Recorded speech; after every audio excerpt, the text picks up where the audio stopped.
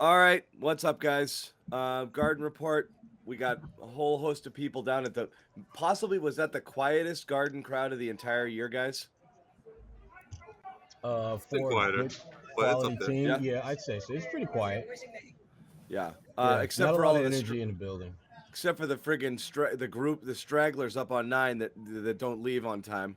Um, That just no, what the Joseph. broadcast commented multiple times on how quiet it wasn't there. But honestly, when you miss that many shots, I think the fans were just sitting there in stunned silence, being like, "Did I pay to watch an NBA team tonight, or am I in some rec league game with these just like Well, dudes again, that can't hit they, yeah, 25%?"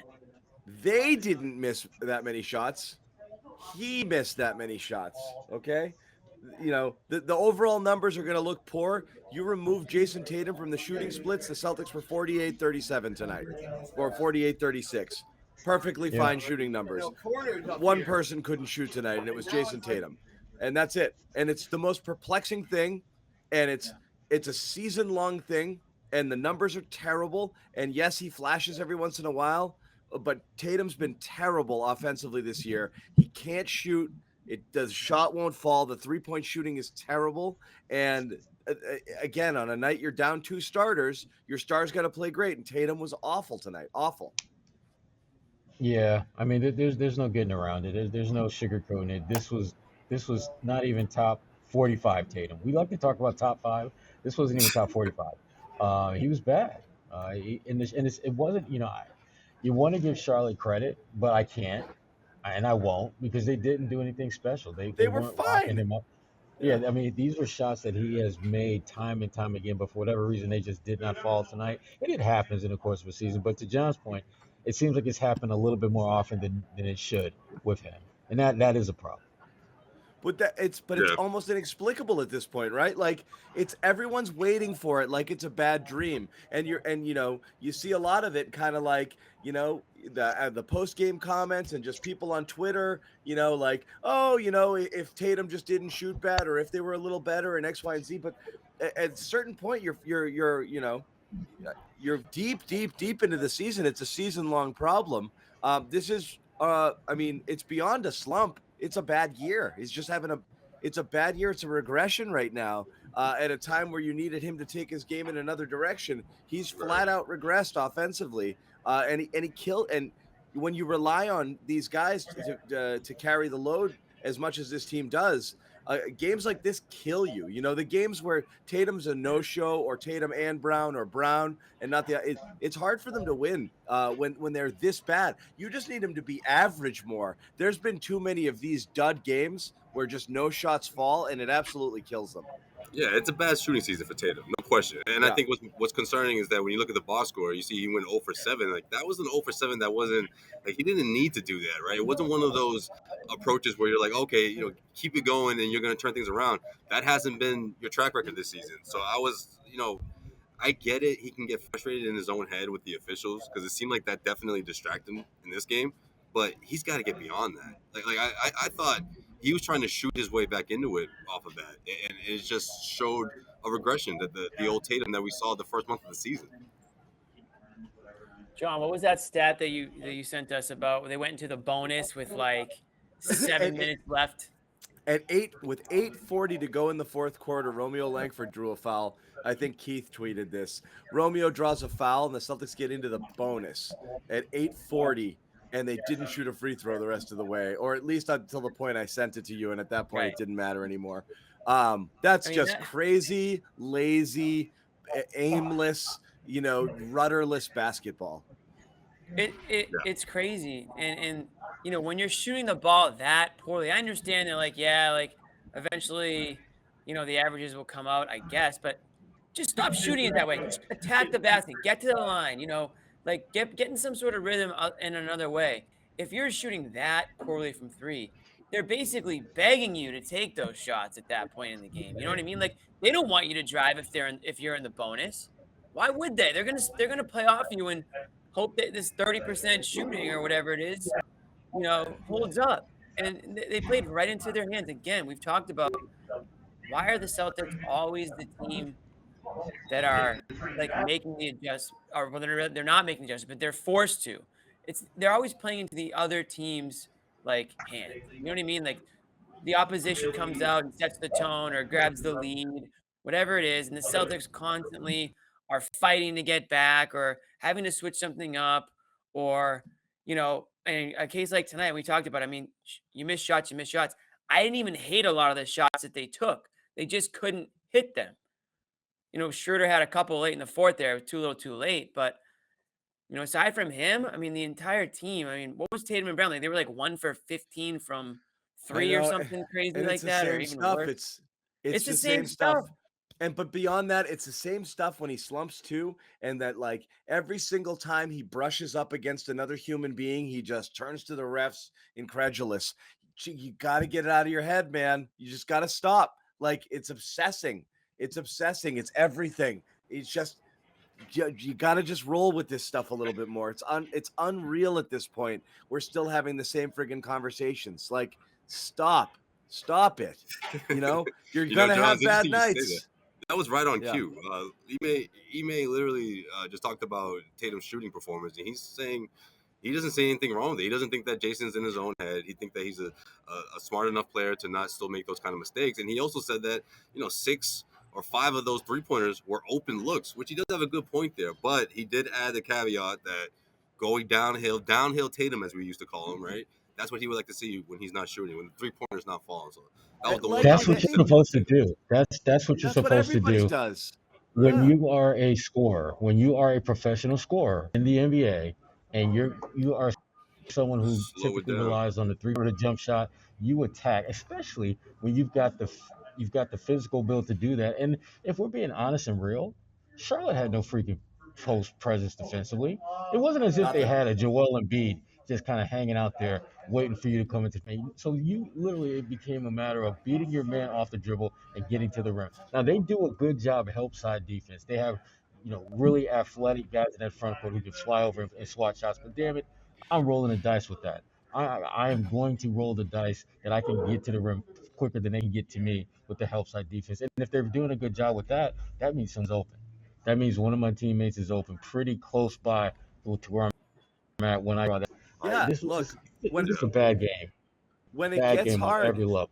as you said, Sherrod, when it gets hard, you got to work harder. So like shots aren't falling, you work for better shots or you work for easier shots. You don't just keep chucking and hope it goes in. In the first half, they were actually working the ball, I thought, and getting good looks and getting decent I was just gonna opportunities say he until was that blowing second past quarter. people. Until that second quarter, you kind of dig into that bench a little bit, and they did lose their way some.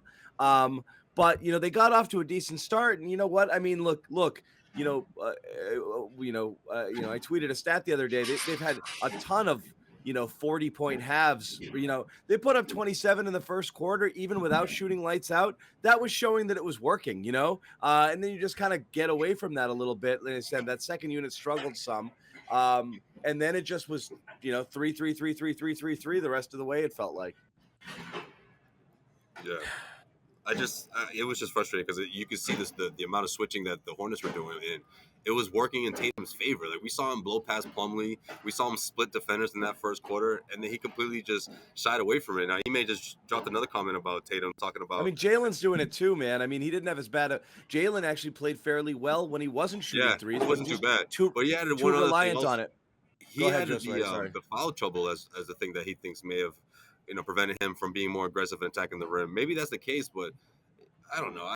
I just don't like to see that frustrated Tatum that's just yapping to the officials. There was one point after a timeout where it seemed like Ime was just like, no, look, you official go that way, Tatum, you come this way. Like in other words, stop talking to these guys, And I don't know if that's something that gets in his head or maybe it's the foul trouble in general, but he's got to figure that out. I'm not gonna let him off the hook and use foul trouble as an explanation because this happens whether he's got 4 fouls or he has 0.4 fouls. He does this consistently. So the foul trouble, it may have been a contributing factor, but look, it's not as if it played a role in him doing something that was out of character because this, unfortunately, we've seen this movie many times. I don't know. I wouldn't say it's Groundhog's Day because I don't think it happens every single day, but it damn sure happens a lot.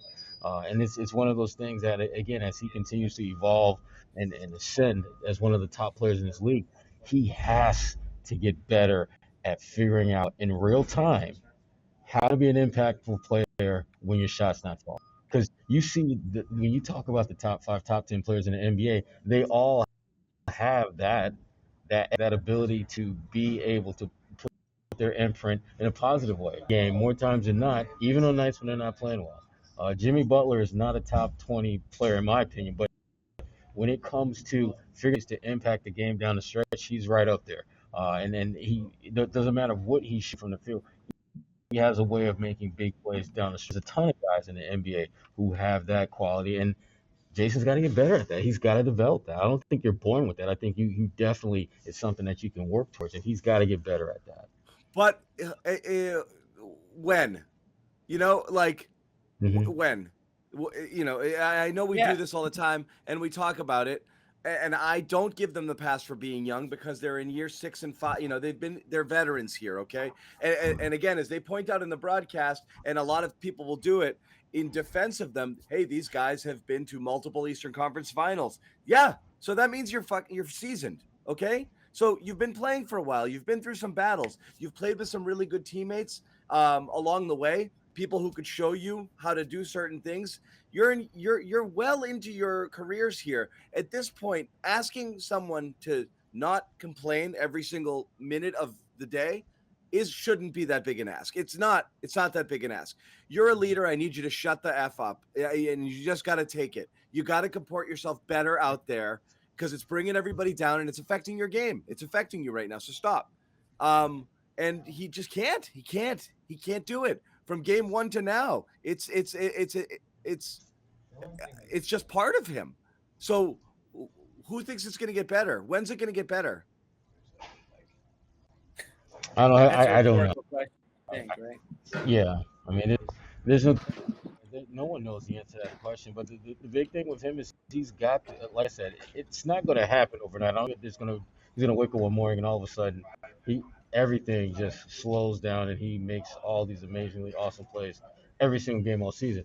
He's got to get better. And this is, again, he's far from a finished product. He's got a lot of room to get better, a lot of room to grow.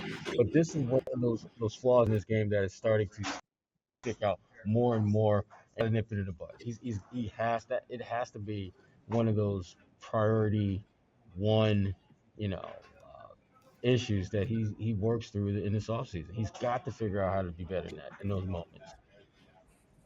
Bobby Manning, welcome you in, buddy. How did Bike Watch go tonight?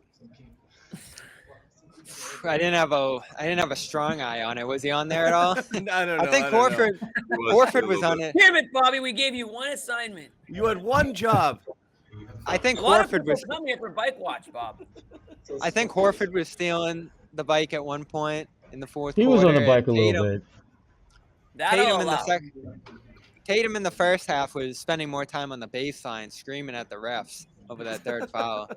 So there was no stint on the bike there. Yeah. Oh, what a frustrating night. The Hornets didn't even play good. You see what this team's capable of? That's what we said. They had such a blah game, and most of the Celtics not named Tatum were also okay. Yeah. If they really were. This was such an easy game. This is such a winnable game. Yeah, you needed more attacking and decisiveness out of him, and I did hear you guys talking about that a little bit before I came on. The three-point looks that he got were good. I mean, that last one in the corner there was just a practice shot. So you just kind of throw up your hands there a little bit in terms of the shooting, much like the team as a whole here in this one. But at the same time, that stretch between the middle of the game there where they went 1 of 13 from 3 and just kept launching. I know Schroeder got a steal at mid-court at one point and threw it right back over to Tatum. Kind of an empty defensive for the Hornets there, and Tatum just threw it up. There were moments in this game where the Celtics definitely settled, and that stretch where they took, I think it was 9 of their 11 shots from 3 into halftime, was a really rough stretch because they came out in the third, made up some ground. Into the fourth, they were right there. That stretch where they just went on this brutal drought where only Schroeder lifted them out of it, just like he did late, killed them, I thought. And it was all just a mentality thing. Early in the game, the offense looked great. Horford in the high post, guys cutting, Romeo getting involved. And then just one run went against them, and it all just started to fizzle again. And I thought the defense was just dreadful here. Bad lineups, small ball didn't work at all. and the Hornets attacked it. And I think both their guards had 10 assists, right? So they were both very active, played off each other well, hit a ton of shots.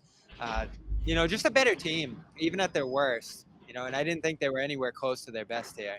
Yeah, I mean, you can say bad lineups, but again, when your bench is Ennis, Payton, Richardson, and Langford, and that's it. I mean, you're thin tonight. You're missing, I'm not going to call Neesmith a rotational player, but you're missing 2 starters and another guy you thought you might start to give some minutes to based on how he'd been. And you got a pretty good night out of Langford, and you got some positive contributions out of Richardson. Ennis was fairly useless, and so was Payton. But I mean, that's where they are right now. I mean, this is people jumping in the chat saying rotations and this. I mean, what are you going to do? You got to rotate a couple of those players in. You can't play your starters 40 minutes. You don't even, and your starters weren't even all playing well. So like, there's gonna be doing certain things you haven't done all year though, like playing. I get it, but we've been Horford telling him to together. try. We've been telling him to do that. So I'm not gonna kill. We've been begging Ime to try new stuff. So he tries new stuff, and we're like, I don't know why he's experimenting. We should go back to the old shit that didn't work. Bottom line is the roster kind of sucks. So when you mix and match, a bunch Did Romeo of crap, play enough though? I thought he was fine. I mean, but, you mix and match crap with crap, you're gonna get crap sometimes. Like that's just what they had tonight. Yeah. And no one could get it going shooting wise. So yeah. It is what I it don't is, You mix man. crap with I crap. don't have any Sometimes you're issue- gonna get I don't have crap. any That's issue awesome. with the players. What does it make? out What does there. it make altogether? Right. And One, and like two, you said, I three, mean, crap. like Yeah. you guys said, I mean, you got to play the players that you have. At the end of the day, this is the roster. What's Neesmith going to do? Cut into some of Romeo's minutes or cut into Richardson's minutes? Nothing. Like at the end of the day, it is what it is. I don't think this was an Ime issue game, although I don't know why he's not screaming. I'll say this: in the fourth quarter, he should have been screaming at his guys to drive to the hoop. Yeah. Draw contact, get fouled, do whatever it takes. I mean, Sure. that I will put a little of the blame on him. I can't imagine they're just completely tuning him out. It's like you just gotta get it through these guys' heads that they can't just be chucking threes at a 25% clip and expect to come back. You can't hit the home run shot. It's not gonna. It's Shooter had a couple late in the game, but it's too little, too late by that point. He didn't do enough up to that point to get within striking distance. That was my biggest issue, I guess. I don't have a problem with him going to Freedom or Langford. I thought, Langford actually gave you more points than he probably has majority of the games he's played this season. So I don't really have much of an issue there. Grant, I don't know. Is he like starting to fade a bit? I mean, he's not giving you that 3-point corner Again, shot right now. Grant is turning into Grant. Blown by. I mean, he got blown by a few times. this was a tonight. tough matchup for him against Washington and Bridges and those types. But Yeah, I he mean, was rough. they did whatever the hell they wanted, to be completely honest. There wasn't. I mean, and credit to Grant. He gives it his all out there. I'm never going to question his effort, but again, it's a talent thing, and I'll question a lot of other guys' efforts, but I'm not going to question Grant's. But I just don't know if he's capable of the role that they need him to be in, and I know that they're a little bit, undermanned right now, so I get it, but. I think overall the effort and intention in this one was great from everybody. I think everybody showed like a big force. They made multiple comebacks throughout the second half. And listen, the shot quality that they were getting was outstanding. You look back on it, it's just this shooting thing that plagues them isn't going anywhere, and frankly is getting worse as Tatum, I think, starts to burn out a little bit here. And if we're sticking on Tatum for just a second, the shot making that you've talked about, John, this just simply becoming a bad year for him on the offensive end.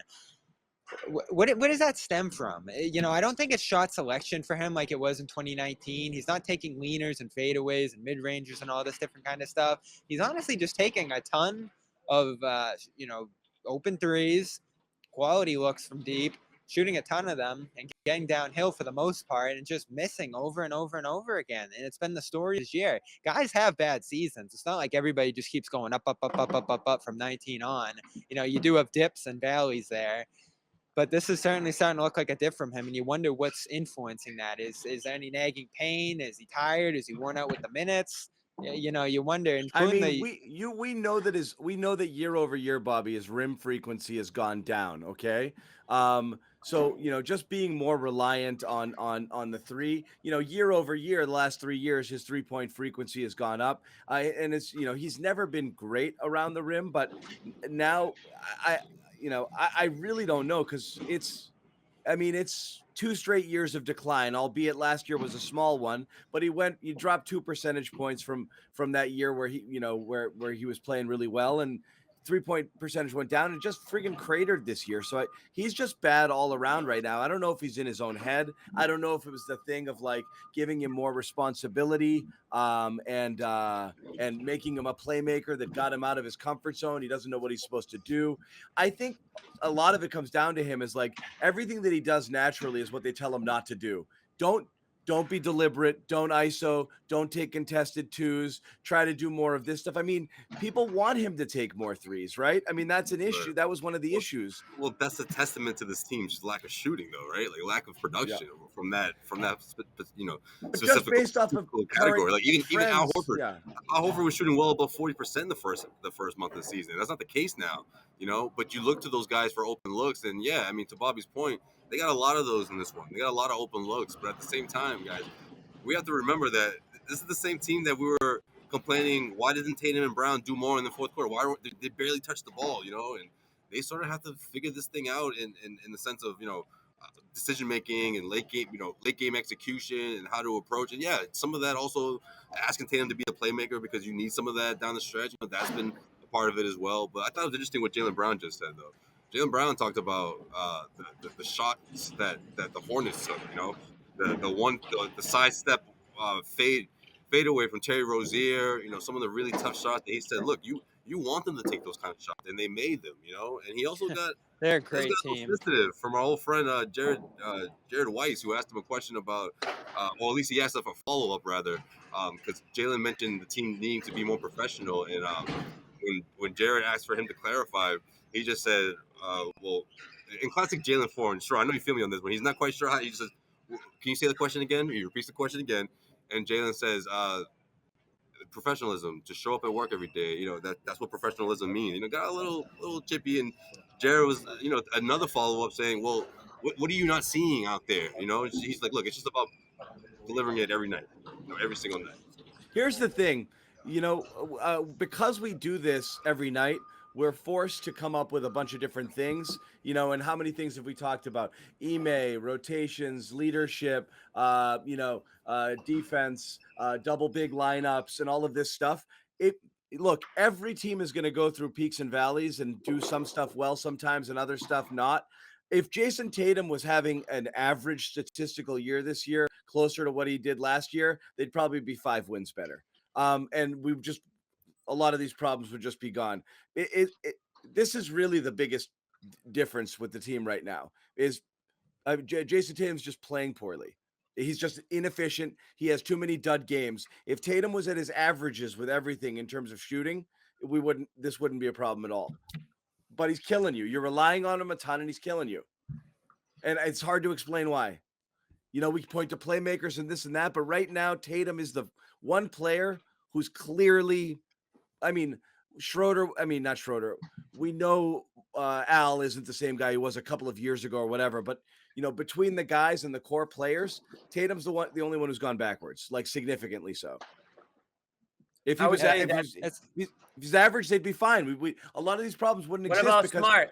It didn't exist. Smart is slightly below his averages in a lot of things, but he hasn't cratered. He's playing his role well. He's playing his right. Tatum's just not doing the thing he's supposed to do. You rely on him to score. You rely on him to make those tough contested shots, and you count on him absolutely to make the open shots. He's simply not doing it. It's the one area of the team that's well below expectation in terms of. And this is the frustrating. Listen, that's all true, John. I actually agree with most of that. When Jaylen started getting on the ball late is when things started to clean up a little bit. He's been doing an even better job in that role than Tatum has the last couple of weeks.